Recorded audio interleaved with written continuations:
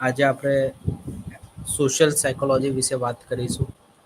Social psychology એક એવી branch છે આપણા મનોવિજ્ઞાનના ક્ષેત્રની અંદર કે જેમાં આપણે અલગ અલગ પર્સપેક્ટિવ સાથે અલગ અલગ ધોરણો સાથે ગ્રુપની અંદર અને અ, રિવાજોની અંદર આપણું બિહેવિયર કઈ રીતે હોય છે. આપણે એક નોર્મલ બિહેવિયર તરીકે જાણીએ છીએ કે એક બિહેવિયર શું છે કે જે નળી આંખે જોઈ શકાય તેવું વર્તન એટલે અ, આપણું બિહેવિયર બરાબર. પરંતુ એબનોર્મલ બિહેવિયરને પણ આપણે ઓળખીએ છીએ કે કેવા સાધારણ વર્તન જે વર્તન વ્યક્તિના ધોરણો મુજબ સમાજના રીત રિવાજ મુજબ બંધ બેસતા નથી બરાબર. એને અસાધારણ વર્તન કહેવાય. એ જ રીતે જો આપણે વાત કરીએ તો એક સામાજિક વર્તન હોય કે જેને કહેવાય સોશિયલ બિહેવિયર ઇંગ્લિશમાં. તો આ સોશિયલ બિહેવિયર શું છે? આપણા બધાનું વર્તન સામાજિક પરિસ્થિતિમાં અલગ અલગ હોય છે. આપણે એ પરિસ્થિતિ પ્રમાણે આપણું વર્તન કરીએ છીએ. જેમ કે લગ્ન સિઝનની આપણે લગ્ન પ્રસંગમાં જઈશું તો આપણું બિહેવિયર તેની પરિસ્થિતિ પ્રમાણે સામાજિક સ્થિતિ પ્રમાણે આપણું વર્તન જ હોય છે. અને જાણે કોઈ વ્યક્તિનું મૃત્યુ થાય ત્યારે આપણું વર્તન પણ એ પરિસ્થિતિ પ્રમાણે હોય છે. તો ઇસે હમ આપણે આને કહેવાય કે આપણું સામાજિક વર્તન અલગ અલગ પરિસ્થિતિમાં બદલાતું જતું રહેતું હોય. તો સોશિયલ સાયકોલોજી એટલે કે સામાજિક મનોવિજ્ઞાનની આ જ શાખાનો અભ્યાસ કરે છે કે વ્યક્તિ અલગ અલગ સ્થિતિમાં કઈ રીતે વર્તન કરતું હોય. તો એમાં ગ્રુપ શું છે, લીડરશિપ શું છે એટલે કે નેતૃત્વ શું છે, રીત રિવાજો શું છે અને એના પ્રમાણે વ્યક્તિનું વર્તન કેવું હોવું જોઈએ. સ્કૂલની અંદર એક બાળકનું વર્તન કેવું હોય, ઘરની અંદર બાળકનું વર્તન કેવું હોય. તો આ બધું શું સૂચવે? આ બધું સૂચવે છે કે વર્તનને ક્યાંક આપણે સોશિયલી સામાજિક રીતે વિભિન્ન તરીકે એનું અનુકરણ અને એને સમજવું જોઈએ. જો હું એઝ અ ક્લિનિકલ સાયકોલોજીિસ્ટ રીતે કામ કરતો તો મારા માટે એબનોર્મલ બિહેવિયર ફાઇન્ડ આઉટ કરવું પડે. જો એ જ રીતે હું જો એઝ અ સોશિયલ સાયકોલોજીિસ્ટ કામ કરતો હોઉં મારા ક્ષેત્રની અંદર તો મારે લોકોના સોશિયલ બિહેવિયરનો અભ્યાસ કરવો પડે. તો આ બિહેવિયર કઈ રીતે સ્ટડી કરાય સોશિયલ સાયકોલોજીમાં? તો કહેવાય છે કે હ્યુમનિઝમ્સની અંદર એટલે કે માનવતાવાદમાં એવું બતાવવામાં આવ્યું છે કે વ્યક્તિ પોતાના વ્યક્તિગત લાક્ષણિકતાઓના આધારે બીજા વ્યક્તિઓ સાથે સંબંધો સ્થાપવાનો પ્રયત્ન કરે છે અને સંબંધો સ્થાપે છે. જેમ કે આપણા સમાજની અંદર જો કોઈ વ્યક્તિ આપણે ઘણી વખત જોતા હોઈએ કે અનનોન વ્યક્તિ સાથે પણ આપણે એટલા બધા કમ્ફર્ટેબલ થઈ જતા હોઈએ કે નથી તો વ્યક્તિ એનું કઈ જગ્યાથી આવે છે એ જાણતું નથી. આપણે જાણતા કે વ્યક્તિ કઈ રીતે પોતાના ઘરની અંદર રહે છે. આપણે એ પણ નથી જાણતા કે વ્યક્તિનો અભ્યાસ શું છે. છતાં પણ આપણે વાતચીત કરવા લાગીએ. આવી ઘટના ક્યાં બને? આવી ઘટના બને છે આપણા પબ્લિક ટ્રાન્સપોર્ટેશનની જગ્યા ઉપર જેમ કે એસટી, બીઆરટીએસ, લોકલ સિટીની બસો બરાબર, રેલવેમાં કે આપણે જાણતા ના હોઈએ પણ વાતચીત ચાલુ થઈ જાય. તો આવું કેમ થતું હોય? તો આવા સામાજિક સંબંધો કેમ સ્થપાય છે? તો એ વ્યક્તિની વ્યક્તિગત લાક્ષણિકતાઓના આધારે વ્યક્તિ અલગ અલગ સ્થિતિમાં અલગ અલગ પ્રકારના સંબંધો સ્થાપવાનો પ્રયત્ન કરે છે, જેને ઇક્વલી રીતે સમજવાનો પ્રયત્ન મનોવિજ્ઞાનની આ શાખા કરશે. મનોવિજ્ઞાનની અંદર બહુ જ અલગ અલગ ક્ષેત્રોમાં ખૂબ જ અલગ અલગ સ્કોપ રહેલા છે. જેમ કે સામાજિક મનોવિજ્ઞાન વ્યક્તિગત રીતે લોકોના બિહેવિયરને એક્સપ્લેન કરે છે. અત્યારના સંબંધોની અને અત્યારની સ્થિતિની ભવિષ્યમાં માનવ સંબંધો પર શું અસર થશે તેનો અભ્યાસ કરવાનું કામ સોશિયલ સાયકોલોજી કરતું હોય છે. એપ્લાઇડ સાયકોલોજી નો મુખ્ય હેતુ એડવાન્સ લેવલ પર માનવ સંબંધોનું સસ્મરણ અને માનવ સંબંધોને સુસ્થાપિત કરવાનું છે. બરાબર. અત્યારે આપણે સૌ જાણીએ છીએ કે એવી પરિસ્થિતિ ઊભી થઈ કોરોના પછી કે જેના કારણે લોકોનો વ્યવહાર બદલાયો છે. લોકો હવે પોતાની વ્યક્તિગત કેર માટે, સાર સંભાળ માટે વધુ સમય ફાળવી રહ્યો છે. જો હું ભારતીય સમાજની વાત કરું તો ભારતીય સમાજ એવો સમાજ છે કે જે લોકોની સાથે રહે, જોઈન્ટ ફેમિલી એટલે કે સહકુટુંબનો કોન્સેપ્ટ ની સાથે આપણે ચાલતા અને જેના કારણે લોકોમાં માનસિક સ્થિતિનો અનુભવ ખૂબ જ સારો રહેતો. વ્યક્તિ ઉદાસ છે તો સંયુક્ત પરિવારની અંદર રહેવાના કારણે વ્યક્તિને એક હૂંફ મળી શકતી હતી. તો માનસિક બીમારીની ઘટનાઓ એટલી બધી આપણને પહેલા જોવા નથી મળતી. આપણા સમાજની વિચારધારા, સામાજિક સ્થિતિ, કુટુંબની સ્થિતિ, કુટુંબનો પ્રકાર બદલાયો છે. આ દરેક બદલાવના કારણે વ્યક્તિ એકલવાયુ જીવન જીવતો હોય એવું કહેવાય. તો સોશિયલ સાયકોલોજી એનો અભ્યાસ કરશે કે આવું કેમ થઈ રહ્યું છે. અને જાણે એપ્લાઇડ સોશિયલ સાયકોલોજી એનો અભ્યાસ કરશે કે આવા સંબંધોને ભવિષ્યમાં વધારે સારા અને સાયુજ્ય સ્થાપિત કરવા માટે આપણે શું કરવું જોઈએ. એવું તો લોકોનું વ્યક્તિગત બિહેવિયર, વ્યક્તિગત વર્તન કેવું હોય કે જેનાથી આ બધા પરિબળોની અસર ન થાય તેના ઉપર અભ્યાસ કરવાનો કામ આ મનોવિજ્ઞાનનું છે.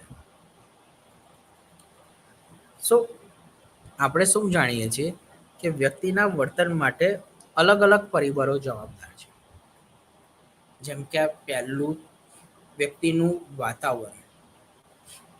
બરાબર. વાતાવરણ ખૂબ જ અસર કરે.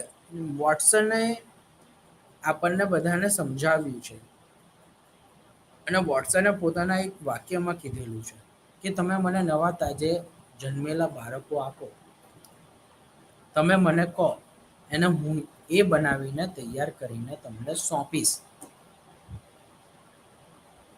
તો આપણે સૌ આ વાક્યથી પણ પરિચિત છે અને આપણે જાણીએ પણ છે કે જો હું કોઈ વ્યક્તિના વર્તનને બદલવા ઈચ્છતો તો એને એવા પ્રકારનું વાતાવરણ પ્રોવાઈડ કરીશ તેનું એ વર્તન ડેવલપ થશે.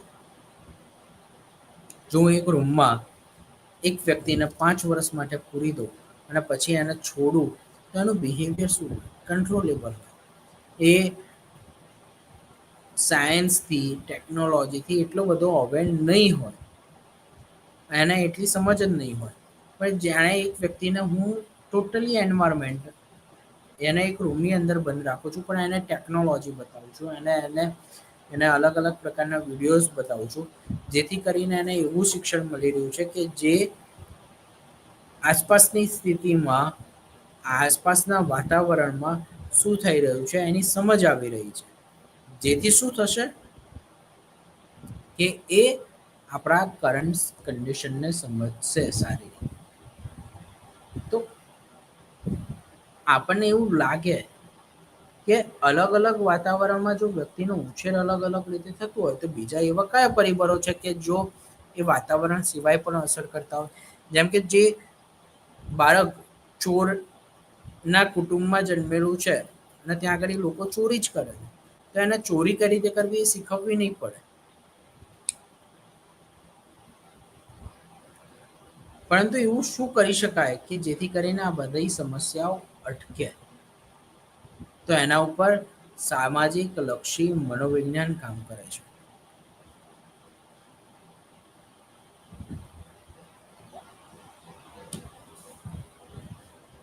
સમાજલક્ષી મનોવિજ્ઞાન એ એક એવી શાખા છે કે જેમાં ફોકસ માત્ર બિહેવિયર પર નથી હોતું, પરંતુ સાથે સાથે એના ઇન્ટરપર્સનલ રિલેશનશિપ પર પણ હોય છે. સંબંધોને કઈ રીતે સ્થાપિત રાખવું, સંબંધોને કઈ રીતે જાળવવા અને સંબંધો ઉપર કઈ રીતે કામ કરવું.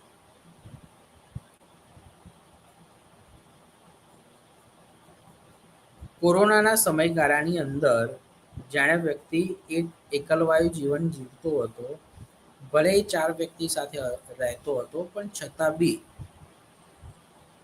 એના સમય એને એવું ડિપ્રેશન, ચિંતા જેવી પરિસ્થિતિનો માનસિક સ્થિતિનો અનુભવ થવા લાગ્યો.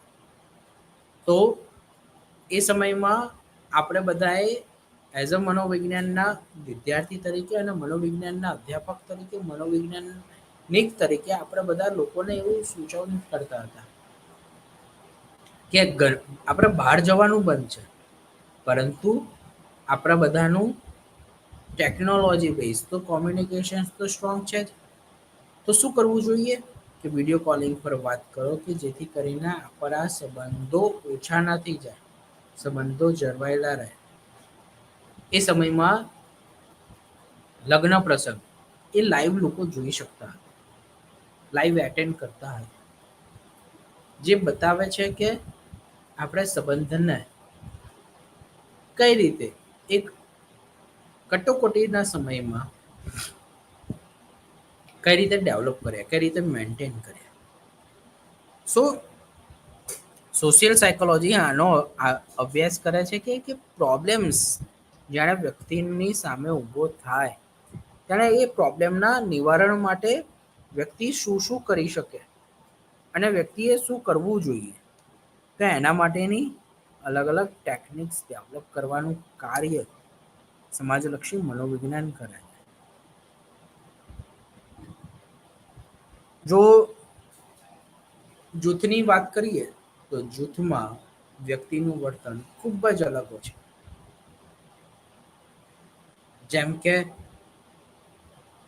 નેતૃત્વ કરનાર વ્યક્તિ અને એની નેતૃત્વની નીચે કાર્ય કરતા લોકો ના બંનેની વચ્ચે આંતર વૈયક્તિક સંબંધો તો સારા હોય, પરંતુ બંનેના રોલ અલગ અલગ છે.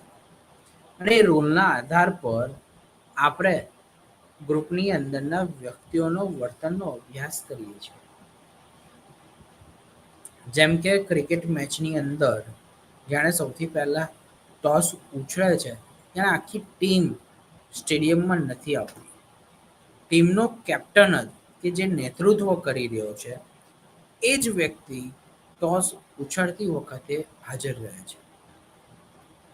અને જ્યારે મેચ રમવા જાય છે, જ્યારે મેચ શરૂ થાય છે ક્રિકેટ મેચ, ત્યારે બંને ટીમના કેપ્ટન્સ કે જેઓની જવાબદારી ટીમને જીતાડવાની છે, નેતૃત્વની કરવાની છે અને પોતાના સૂઝબૂછથી લોકો બીજા પ્લેયરો સાથે સંબંધો જાળવી રાખીને એ લોકોને ઇન્ટરનેશનલ કે પછી નેશનલ કે પછી ઝોનલ લેવલ પર એ લોકોને પ્રેક્ટિસ અને જીતાડવા માટેની કોશિશ કરે છે. એટલે આપણે કહી શકીએ કે દરેક વર્તનમાં ચોક્કસ રીતે બદલાવ હોય, ભલે એ વ્યક્તિ ગ્રુપની અંદર કાર્ય કરતું હોય. જો ગ્રુપનું કાર્ય બદલાતું રહેતું હોય તો એવું કહી શકાય કે લીડર એટલે કે જે નેતૃત્વ કરી રહ્યું છે એ અને એની નીચે કામ કરતા દરેક વ્યક્તિનો સ્વભાવ અલગ હોય, પરંતુ પરંતુ એ લોકોનો ધ્યેય, એ લોકોનો હેતુ, એ લોકોનું પરિણામ લાવવા માટેનો વૈચારિક શક્તિ એ એક જ હશે. જેમ કે આપણે જાણીએ છીએ કે ક્રિકેટની અંદર દરેક પ્લેયર બેટ્સમેન નથી હોતા. કેટલાક લોકો બોલર હોય છે, કેટલાક લોકો ફિલ્ડર હોય છે, કેટલાક લોકો ઓલરાઉન્ડર હોય છે, કેટલાક લોકો બેટ્સમેન હોય છે. અને લીડર અને એ લોકોની લીડરશિપ પણ એવો જ વ્યક્તિ કરશે કે જેના બધા વિષયની સારી એવી સમજ આવતી અને એ રીતે એ કામ કરતું. અને જ્યારે પણ આપણે જોઈએ છીએ કે બોલર્સનું કામ અલગ છે, ફિલ્ડર્સનું કામ અલગ છે, પણ ટીમને જીતાડવા માટે બંને એક થઈને કામ કરે છે. બિહેવિયર બદલાય પરંતુ એ લોકોનો હેતુ એક જ હોય છે, એ લોકોનું ધ્યેય એક જ હોય છે. તો સમાજલક્ષી મનોવિજ્ઞાન એના ઉપર અભ્યાસ કરશે કે જાણે વ્યક્તિ ગ્રુપમાં હોય છે ત્યારે એનું વર્તન શું હોય અને એ કઈ રીતે કાર્યરત કરતું. જાણે આપણે ઇન્ડિવિજ્યુઅલ પર્સનની વાત કરીએ તો આપણે સૌ જાણીએ છીએ કે વ્યક્તિ જાણે એકલો હોય ત્યારે એનું વર્તન પોતાના વ્યક્તિગત લક્ષણોના આધારિત હોય છે. જેમ કે આ વ્યક્તિ વધારે રહેવું પસંદ કરશે, પોતાની રસના આધારિત પોતાની જે પસંદગીત વસ્તુઓ છે એના આધારિત વર્તન કરવું. બરાબર. જેમ કે કોઈ વ્યક્તિ બિઝનેસ કરતું હોય અને એ એકલો હોય, એની પોતાની શોપ હોય, તે પોતાના શોપની અંદર પોતાને જે પસંદ આવતું હોય એવી જ સામગ્રીઓને સેલ કરતો હોય છે, એને વેચતો હોય છે જ્યાં એનો રસ હોતો હોય. અને જાણે ઈચ્છે ત્યાંને રજા રાખી શકે. જાણે કોઈ વ્યક્તિ કંપનીની અંદર અથવા તો કોઈ સેક્શનની અંદર કામ કરતો હોય તો એને પરમિશન લેવી પડે છે. પરંતુ અહીંયા ઘડી જાણે વ્યક્તિ પોતે જ એકલો નેતૃત્વ કરી રહ્યો છે અને પોતે જ પોતાની વસ્તુ પોતાના કાર્યની વ્યવસ્થાપન કરવાનું છે, ત્યારે વ્યક્તિનું વર્તન કેટલું છૂટછાટ હોય છે અને ક્યાંક જરૂરી સમયે એનું વર્તન શું જોવા મળતું હોય ત્યારે એનું અવલોકન કરવાનું કામ એપ્લાઈડ સોશિયલ સાયકોલોજીનું છે. પણ આ દરેક સ્થિતિની અંદર વ્યક્તિની વૈચારિક સ્થિતિ બદલાતી રહેતી હોય.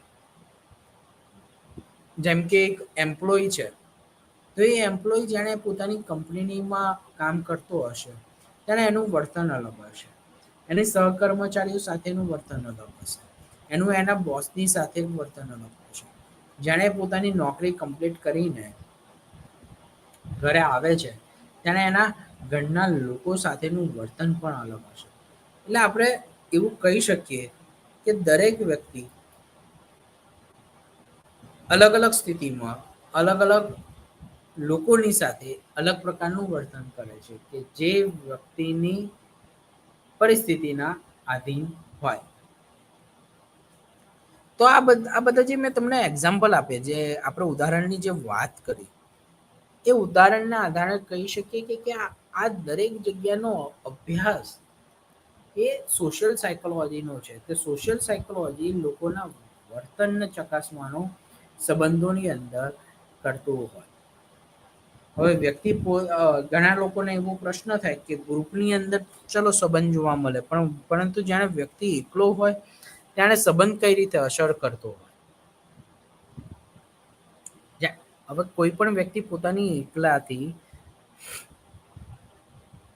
નોકરી કરતો હોય છે ત્યારે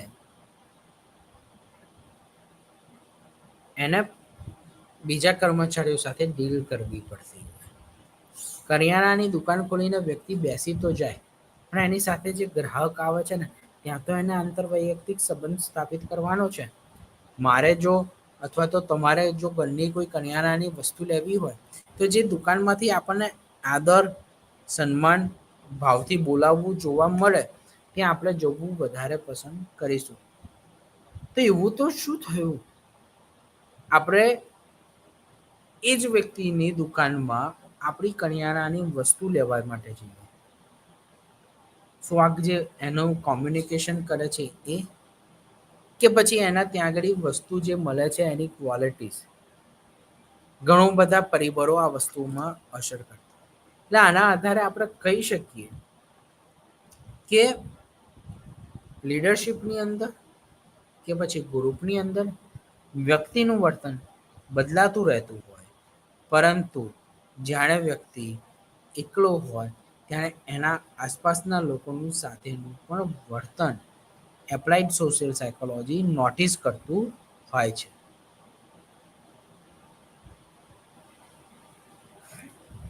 એપ્લાઇડ સોશિયલ સાયકોલોજી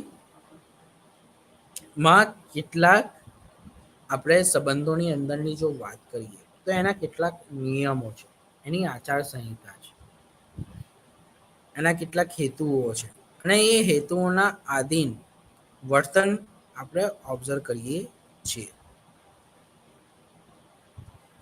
તો એડવાન્સ એપ્લાઇડ સોશિયલ સાયકોલોજી કઈ રીતે સાયન્સ છે. હવે જો હું હ્યુમન બિહેવિયરની વાત કરતો તો હ્યુમન બિહેવિયર તો આપણે નોટિસ કરી શકીએ.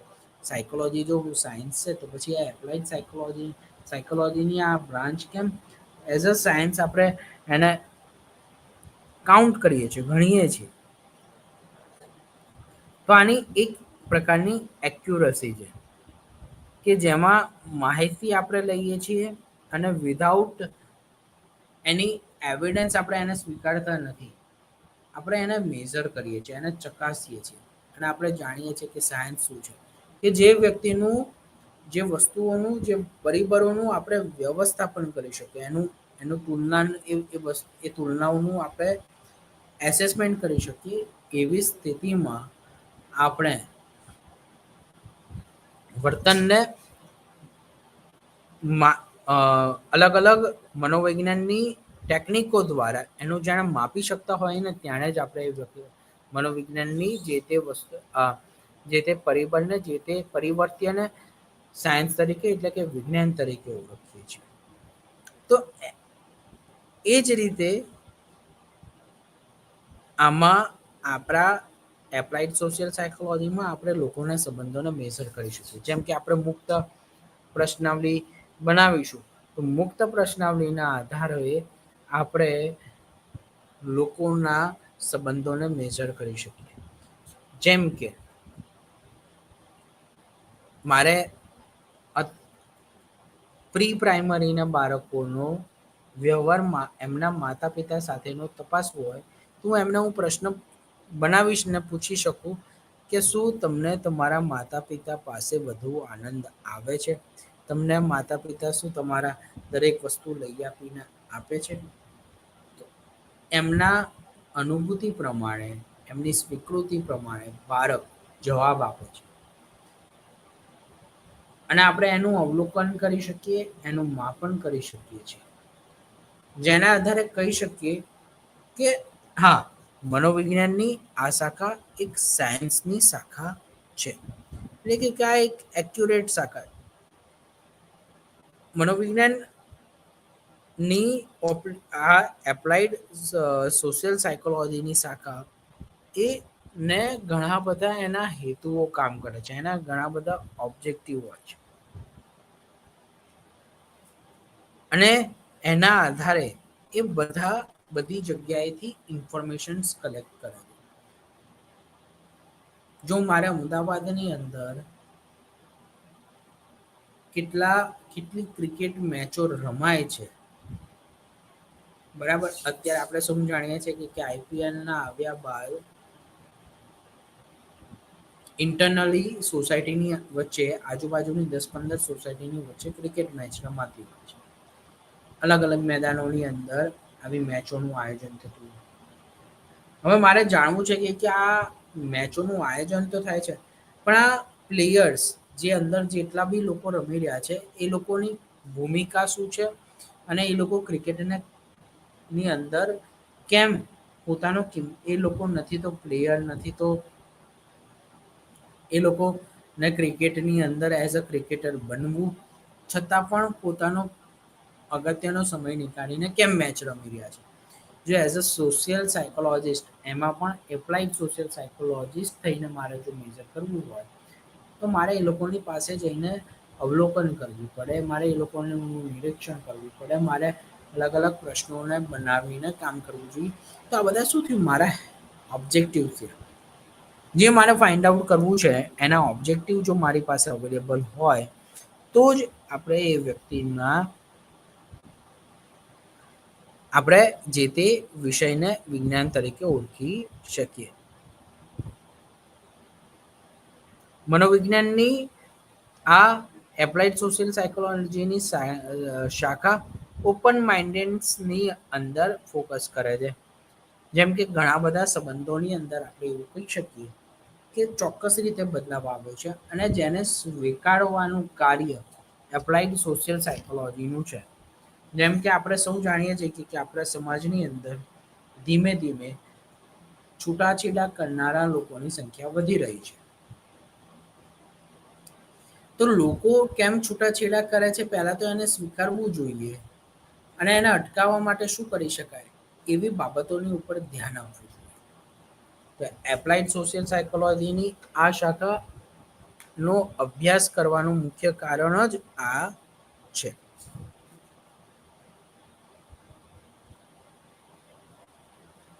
આ શાખા એપ્લાઇડ સોશિયલ સાયકોલોજી પ્રેડિક્શન બનાવે છે. એટલે કે કેટલાક પૂર્વ ધારણાઓ બનાવે છે. જેમ કે અત્યારે જો ડિવોર્સ થઈ રહ્યા હોય તો પછી 10 વર્ષ પછી 1 વર્ષ પછી કઈ રીતે ડિવોર્સ અસર કરશે અને ડિવોર્સને અટકાવવા માટે શું કરી શકાય. તો એનું એક પ્રિડિક્શન પૂર્વગ્રહ છે અને એ પૂર્વધારણાના આધારે જ સંશોધનના અલગ અલગ સ્ટેપોની રચના થતી હોય છે. તો એ આ અલગ પગથિયાના કારણે જેની રચનાને કારણે એપ્લાઇડ સોશિયલ સાયકોલોજીની શાખા એ વિજ્ઞાન તરીકે આપણે એને સ્વીકારીએ છીએ.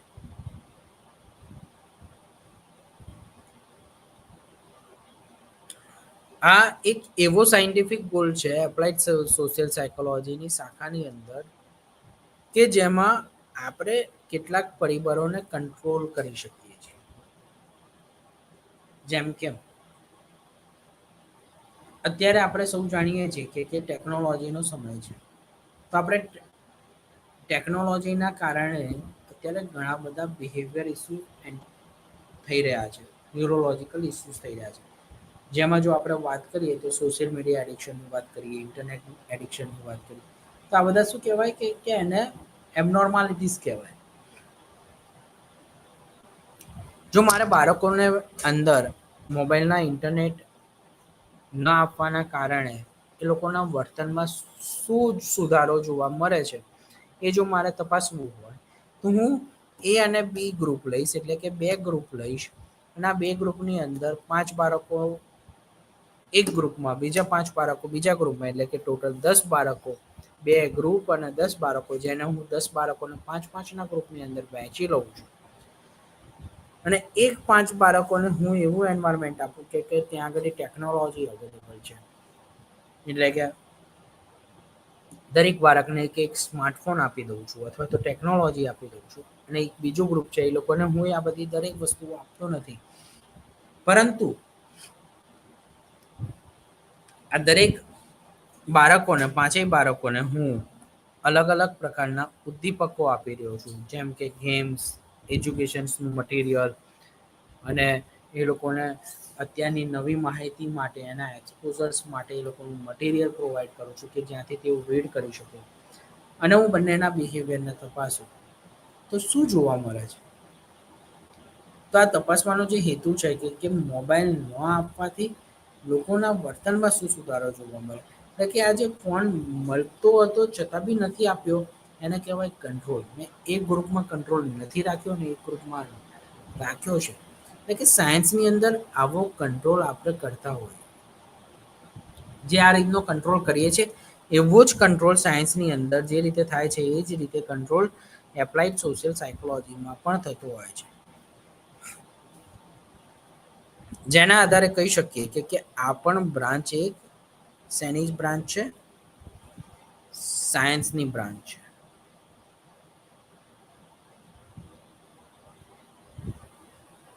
આપણે એપ્લાઇડ સોશિયલ સાયકોલોજીની આ શાખામાં અલગ અલગ સમસ્યાઓને સમજવાની કામ કરીએ છીએ અને એને સમજ્યા પછી એના ઉપર સંશોધનો કરીએ છીએ અને સંશોધનો થયા પછી તેના પરિણામોને આપણે સ્વીકારતા હોઈએ છીએ.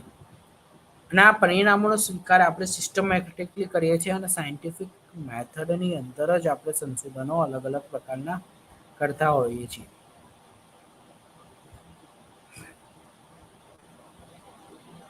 એપ્લાઇડ સોશિયલ સાયકોલોજી નો રોલ ખૂબ જ અગત્યનો છે અને જેનમાં અત્યારનો 21મી સદીમાં એપ્લાઇડ સોશિયલ સાયકોલોજી એટલું બધું કાર્યરત થશે અને એટલું બધું ઉપયોગી થશે કે જેના આધારે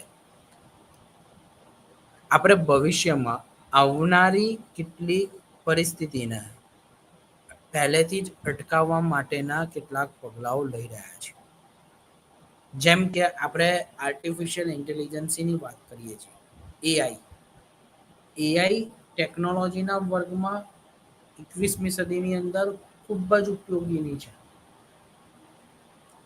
પરંતુ આના વધુ પડતા વપરાશના કારણે કેટલાક cyber security, cyber psychology, forensic psychology અને ક્લિનિકલ સાયકોલોજીની ડિમાન્ડ ઊભી થઈ. આર્ટિફિશિયલ ઇન્ટેલિજન્સના કારણે લોકોના બિહેવિયર અને બ્રેઇન પર અસર થઈ રહી છે. તો આને કઈ રીતે આપણે આર્ટિફિશિયલ ઇન્ટેલિજન્સનો યુઝ પણ કરી શકીએ અને સાથે સાથે આપણે લોકોના વર્તનને પણ વધારે સારી પ્રોગ્રેસિવ રીતે બદલી શકીએ અને એનામાં સુધારો લાવી શકીએ, તો એની ઉપર એપ્લાઇડ સોશિયલ સાયકોલોજીની આ શાખા કાર્ય કરે છે.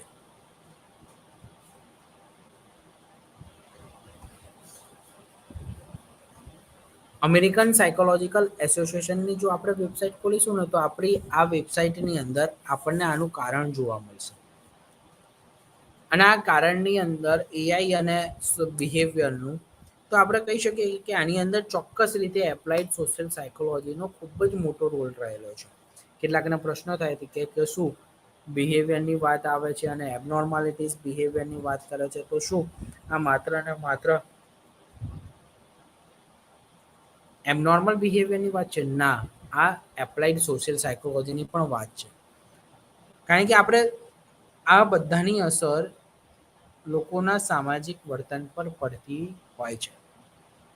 તો આ સામાજિક વર્તનને સુધારવા માટેનું કાર્ય એપ્લાઇડ સોશિયલ સાયકોલોજીની આ શાખા કરશે. સો એપ્લાઇડ સોશિયલ સાયકોલોજી ની અંદર અલગ અલગ પ્રકારની સોશિયલ પોલિસીસ બનાવવામાં આવે છે અને આ સોશિયલ પોલિસીના આધારે લોકોનું વર્તનનું માપન થતું હોય છે. જેમ કે આપણે જાણીએ છીએ કે હાઈવે પર હેલ્મેટ પહેરવું ફરજિયાત છે. તો આ શું એક સોશિયલ પોલિસી છે, એક નેશનલ પોલિસી છે અને એના આધાર પર જે લોકો નેશનલ હાઈવે પર વ્હીકલ ડ્રાઈવ કરી રહ્યા છે, એમાં પણ ટુ વ્હીલર, એમણે ફરજિયાત હેલ્મેટ પહેરવું જોઈએ. જે વ્યક્તિ સતત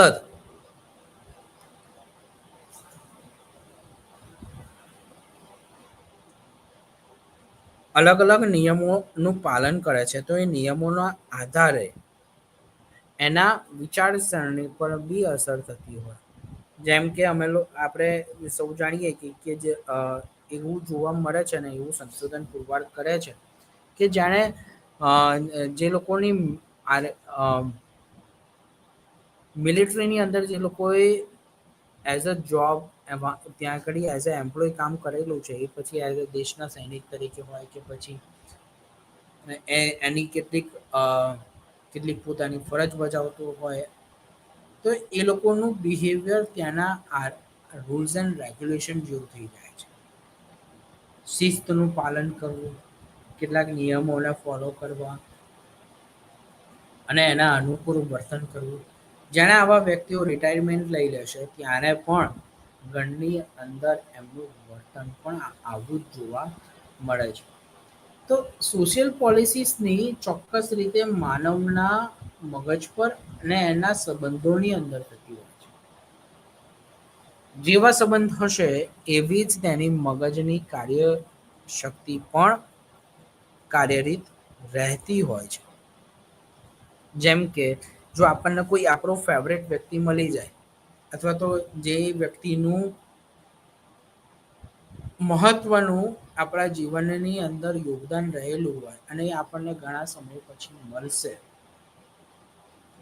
તો આપણે એ વ્યક્તિના વર્તનથી ખૂબ જ વધારે પડતા અવેર થઈ જતા હોય અને આપણને ખૂબ જ જાગૃતિ થાય છે, આપણને ખૂબ જ આનંદ આવે છે. આનંદ શેનો આવે છે? કારણ કે એ વ્યક્તિનું મારા જીવનની અંદર ખૂબ જ મહત્વનું સ્થાન રહેલું છે. તો આ બધાનો અભ્યાસ કરવાનું કાર્ય એપ્લાઇડ સોશિયલ સાયકોલોજીનો છે.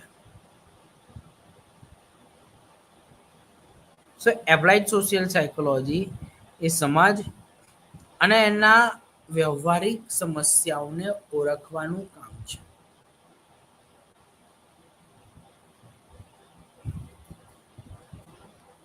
એપ્લાઇડ સોશિયલ સાયકોલોજી હસ્તક્ષેપ અલગ અલગ સમસ્યામાં અલગ અલગ જગ્યાએ થતો હોય છે.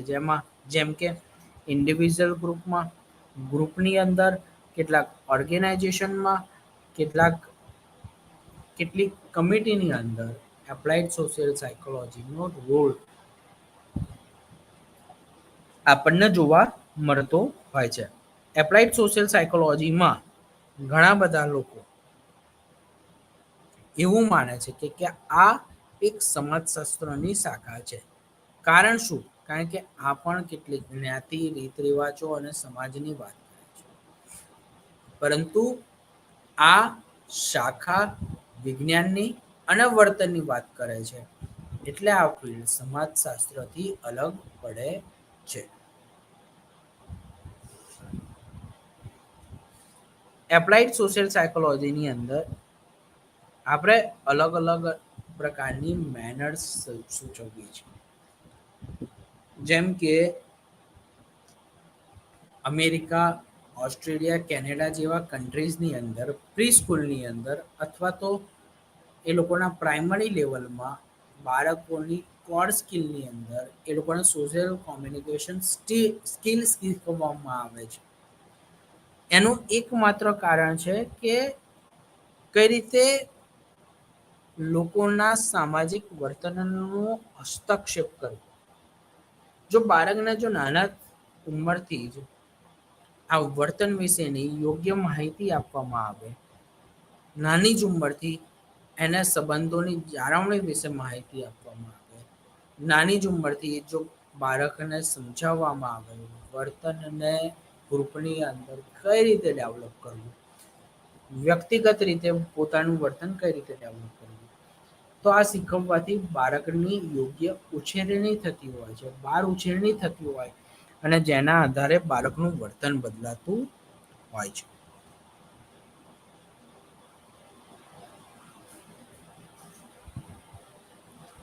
એપ્લાઇડ સોશિયલ સાયકોલોજીની અલગ અલગ થિયોરીઝ અને અલગ અલગ પ્રકારના એના કન્ટ્રીબ્યુશન્સ એટલે કે એની સિદ્ધાંતોનું યોગદાન ચોક્કસ રીતે આપણને અત્યારની સ્થિતિને સમજવા માટે અસરકારકનું કાર્ય ભજવતી હોય છે.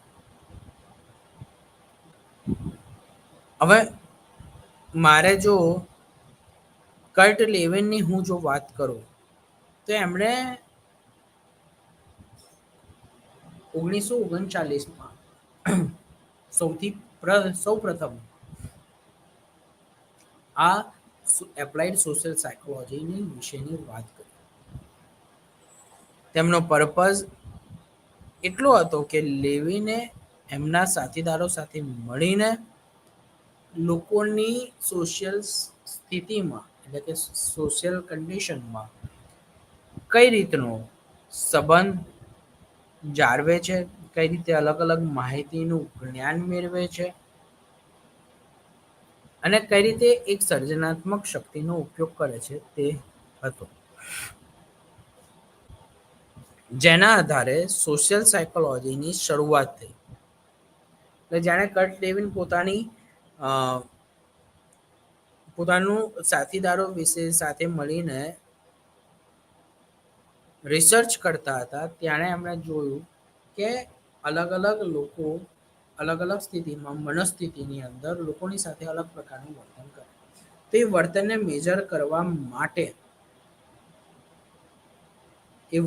મેજર કરવા માટે સોશિયલ સાયકોલોજીના અલગ અલગ રૂલ્સ એન્ડ રેગ્યુલેશન્સ, અલગ અલગ પ્રકારના ઇથિક્સ અહીંયા આગળ બનાવવામાં આવ્યા, જેનાથી આપણું સોશિયલ સાયકોલોજીની શરૂઆત થઈ. પછી 1970માં શિકાગોની અંદર લોયોલા યુનિવર્સિટીમાં એપ્લાઇડ કોન્સેપ્ટ સાથે એટલે કે પ્રેક્ટિકલના કોન્સેપ્ટ સાથે સોશિયલ સાયકોલોજીની બ્રાન્ચની શરૂઆત થાય છે અને અલગ અલગ હ્યુમનિસ્ટિક એપ્રોચ સાથે એનું કન્ટ્રીબ્યુશન્સ કરવામાં આવે, જેમ કે અબ્રાહમ માસ્લોની થિયરીમાં મનોસામાજિક પ્રેરણાના સિદ્ધાંતમાં સમજાવવામાં આવે છે કે વ્યક્તિનું જ્યાં સ્વસન્માન, જ્યાં એનો સ્વીકાર થતો હોય ત્યાં એનું વર્તન ખૂબ જ અનુકૂળ હોય છે.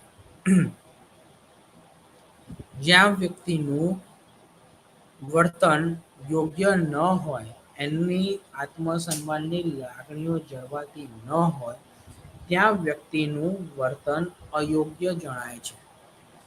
આવું કર્ટ ડેવિને અબ્રાહમ માસ્લોએ પોતાના સિદ્ધાંતની અંદર, જેના આધારે આપણે એવું કહી શકીએ કે મારે જો કોઈ નવી વ્યવહારિક પરિસ્થિતિમાં અથવા તો નવી કોઈ સામાજિક સ્થિતિમાં નવા સંબંધો જો ડેવલપ કરવાના હોય, અથવા તો મારા જૂના સંબંધોની અંદર મારે એ સંબંધોને આગળ લઈ જવા હોય, તો ચોક્કસ રીતે ત્યાંના લોકો મારું આત્મસન્માન કઈ રીતે રાખે છે એના આધાર પર હું મારા સંબંધોને જે તે વ્યક્તિ સાથે ડેવલપ કરીશ. તે જ રીતે હું મારું વર્તન એવા જ લોકો જોડે ડેવલપ કરીશ કે જે લોકો મારા ઇમોશન્સને સમજે છે અને એવા જ સંબંધોને હું આગળ લઈ જવા માટે ધ્યાન આપીશ, મારું કન્ટ્રીબ્યુશન આપીશ, હસ્તક્ષેપ આપીશ. તો આ વાત જાણે આપણે અબ્રાહમ માસ્લોની થિયોરીમાં સમજીએ છીએ, એના આધાર પર 1967માં શ્વેતા ગોવરે આની અલગ અલગ થિયોરી ડેવલપ કરી અને એના વિશે આપણને ખ્યાલ આપ્યો કે ઇન્ટરપર્સનલ રિલેશનશિપ ઓવરઓલ, જેમાં કે રિસ્પેક્ટ, કોમ્પેશન્સ, ડિગ્નિટી એટલે કે મહત્વતા અને એની ઇન્ડિવિજ્યુઅલ રીતે વ્યક્તિ કઈ રીતે એકબીજાને ટ્રીટ કરે છે, એકબીજાના વ્યવહારિક સંબંધોને જાળવી રાખે છે, તેના આધાર પર છે.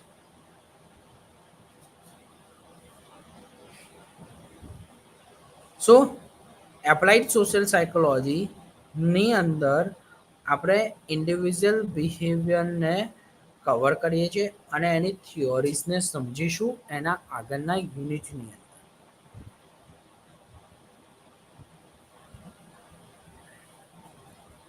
એપ્લાઇડ સોશિયલ સાયકોલોજીની અંદર ઘણા બધા સંશોધનો થતા હોય છે અને એ સંશોધનોના આધારે આપણે પ્રોબ્લેમ સોલ્વિંગ અને એનું ડેવલપમેન્ટ, એની ઇન્ટરવેન્શનની સ્ટ્રેટેજીસ અને એના એવોલ્યુશન્સ ઉપર ફોકસ કરીએ છીએ.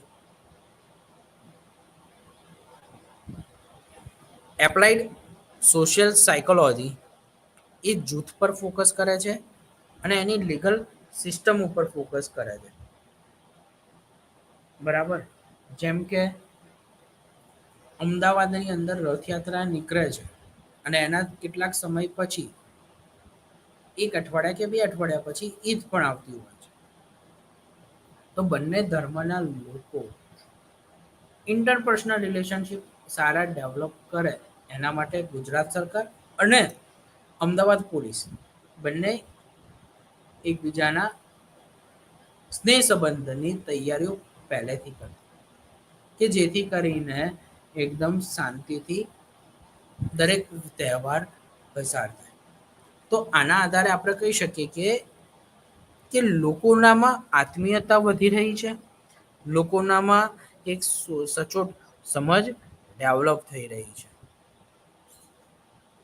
એપ્લાઇડ સોશિયલ સાયકોલોજીનું કાર્ય, એનું ડિસ્ક્રિપ્શન્સ એ એકબીજાના ક્ષેત્રની અંદર એટલે કે સાયકોલોજીમાં અને સોશિયોલોજીમાં અલગ પડતું હોય છે. ઘણા બધા આપણે હમણાંથી એપ્લાઇડ જે સોશિયલ સાયકોલોજીની બ્રાન્ચની નવી શરૂઆત થઈ અને સોશિયલ સાયકોલોજીની બ્રાન્ચ, આ બંને બ્રાન્ચ એકબીજાથી અલગ છે. જેમ કે સોશિયલ સાયકોલોજી એ હ્યુમન બિહેવિયર અને એના સોશિયલ કન્ટેક્સ પર ફોકસ કરે છે, જાણે એપ્લાઇડ સોશિયલ સાયકોલોજી એ એને એપ્લિકેશન્સ, એની ડીલ, એના પ્રિન્સિપલ પર ફોકસ કરે છે. સોશિયલ સાયકોલોજી શું કરશે કે સમાજના જે રીત રિવાજો છે અને એ રીત રિવાજો અને એના નિયમોના આધાર પર હ્યુમનના બિહેવિયર પર ફોકસ કરે.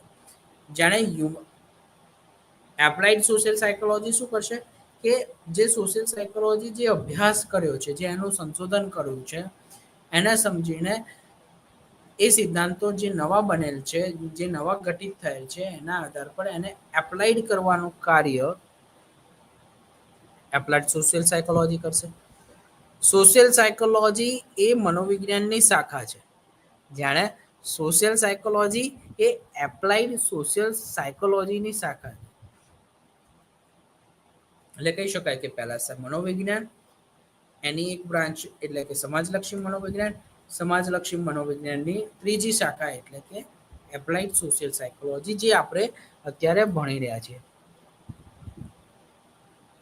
સોશિયલ સાયકોલોજી એ સિદ્ધાંતો ઉપર ધ્યાન આપે છે, જ્યારે એપ્લાઇડ સોશિયલ સાયકોલોજી એ વ્યક્તિના મગજની અંદરનું આવેલું કોમ્પ્રેન્શન એટલે કે સોશિયલ થિયોરીઝના એસ્પેક્ટ્સ, એનું ફ્યુચર રિસ્ટ્રક્ચરિંગ, સામાજિક સમસ્યાઓ અને એનું નિવારણ ઉપર ધ્યાન આપે છે. જેમ કે મેં આર્ટિફિશિયલ ઇન્ટેલિજન્સની વાત કરી, ટેકનોલોજીની વાત કરી, બે ગ્રુપની વાત કરી, જેના આધાર પર મનોવિજ્ઞાનની આ બ્રાન્ચ એટલે કે એપ્લાઇડ સોશિયલ સાયકોલોજીની શાખા કામ કરતી હોય.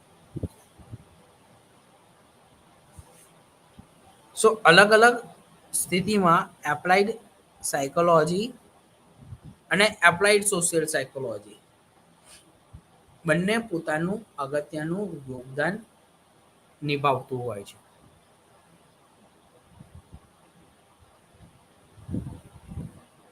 એપ્લાઇડ સોશિયલ સાયકોલોજીની કેટલીક પોલિસીસ હોય કે જે સોશિયલ સાયકોલોજીની દ્વારા ડેવલપ થયેલી હોય અને એના આધારિત વર્તન જોવા મળતું હોય, એના આધારિત સુટેબલ વર્તન જોવા મળતું હોય. જેમ કે ઇમ્પોર્ટન્ટ કેટલાક પોલિસીસ બનાવી, જે સોશિયલ સાયકોલોજી દ્વારા જે પોલિસીસ બનેલી છે એને પ્રિવેન્ટ કરવી અને એને એપ્લાઇડ કરવાનું કામ નવી ન્યૂ પોલિસીસનું છે.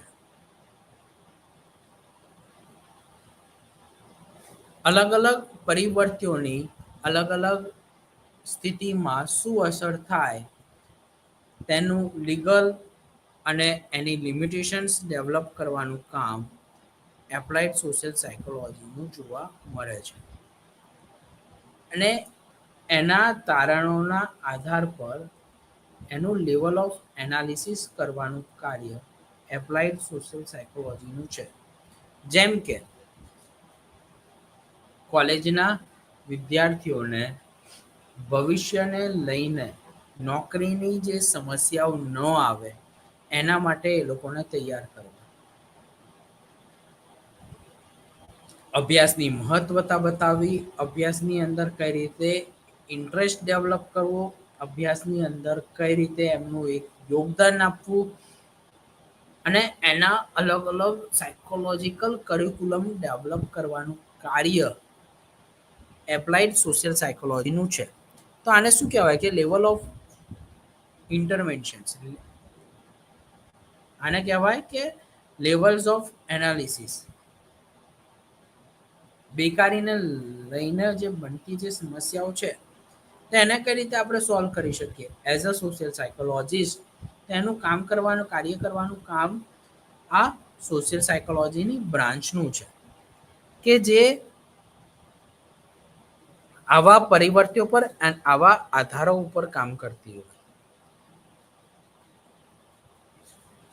જેમ કે આપણે જો પહેલેથી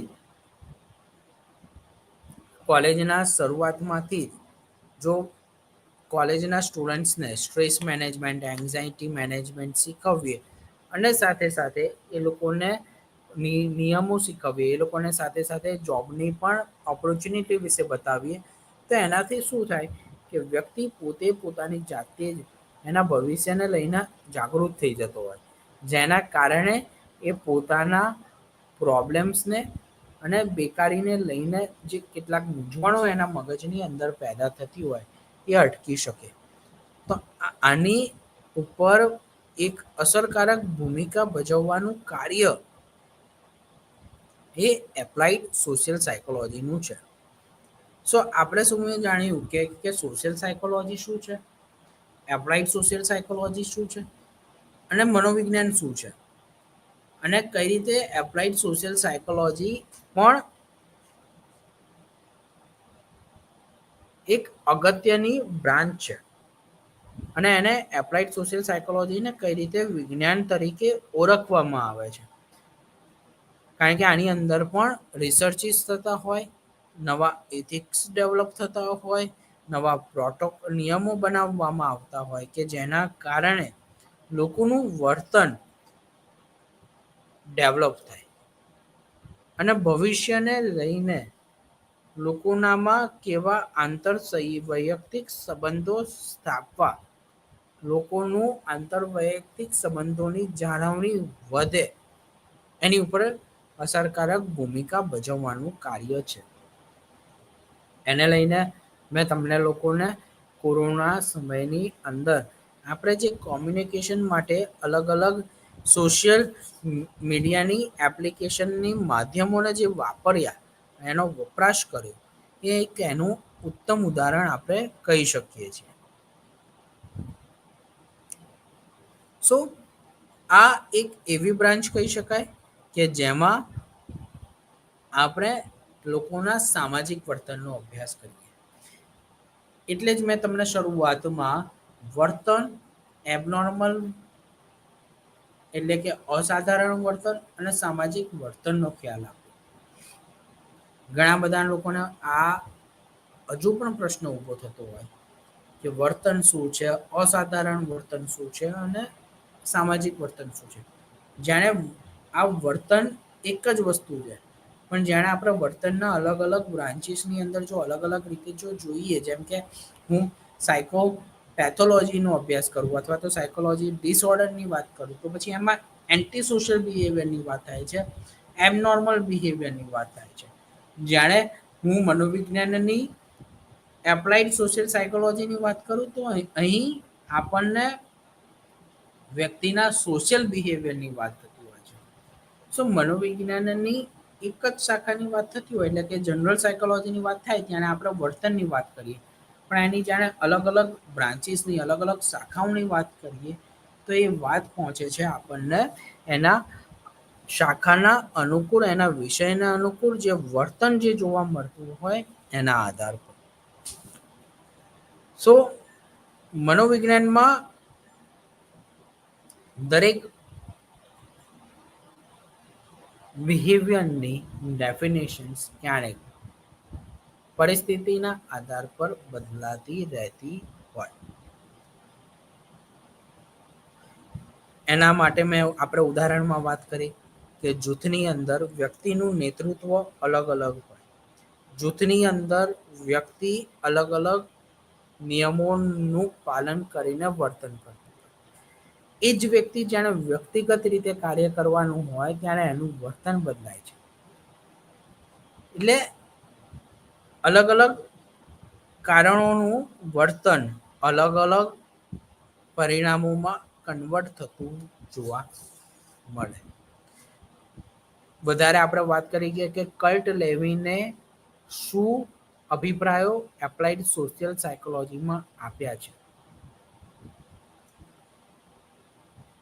અને 1938થી આપણે એવું કહી શકીએ કે સોશિયલ સાયકોલોજીની નવી શરૂઆત થઈ હોય, નવી બ્રાન્ચની નવી શાખાની શરૂઆત થઈ હોય એવું આપણે સમજી શકીએ.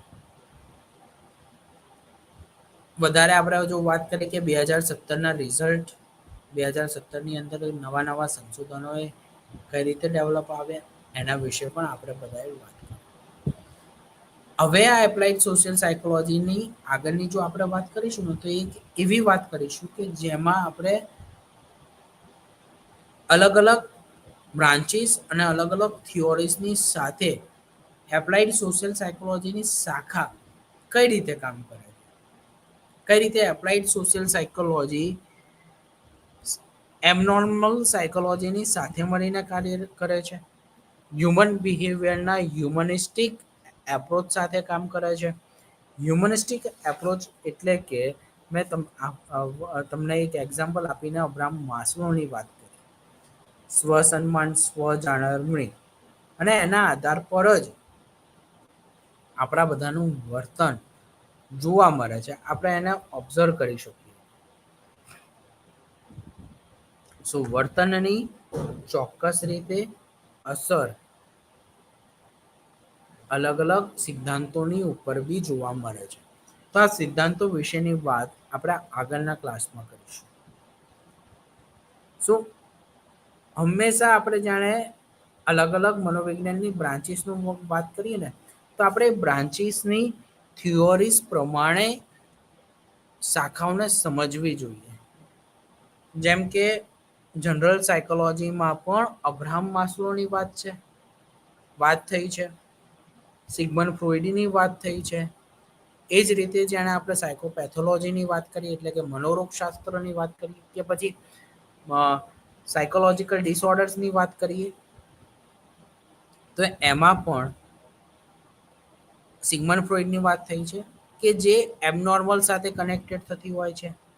એ જ રીતે જો આપણે સોશિયલ સાયકોલોજીની વાત કરીએ તો સોશિયલ સાયકોલોજીમાં પણ સિગમન્ડ ફ્રોઈડના અલગ અલગ સિદ્ધાંતોની વાત થઈ છે, અબ્રાહમ માસ્લોની સિદ્ધાંતોની વાત થઈ છે. જે અલગ અલગ મનોવૈજ્ઞાનિકોએ જે સિદ્ધાંતો આપ્યા એના આધાર પર મનોવિજ્ઞાનની અલગ અલગ શાખાઓએ એના સિદ્ધાંતોને અલગ રીતે રજૂ કર્યા છે. અને આપણે એ સિદ્ધાંતોને જે તે શાખાના અનુકૂળ સમજવાનો પ્રયત્ન કરવો જોઈએ. અને એને આપણા એ સબ્જેક્ટ પ્રમાણે આપણા વ્યવહારો અને આપણા કારકિર્દીની અંદર એઝ અ પ્રોફેશનલ આપણે એને એપ્લાઈડ કરવી જોઈએ. બરાબર. તો આ રીતે મનોવિજ્ઞાનની અલગ અલગ શાખાનું સિદ્ધાંતો કાર્ય કરતા હોય છે. Thank you very much. હવે આપણે આગળ એપ્લાઇડ સોશિયલ સાયકોલોજીની થિયોરીઝ વિશે વાત કરીશું.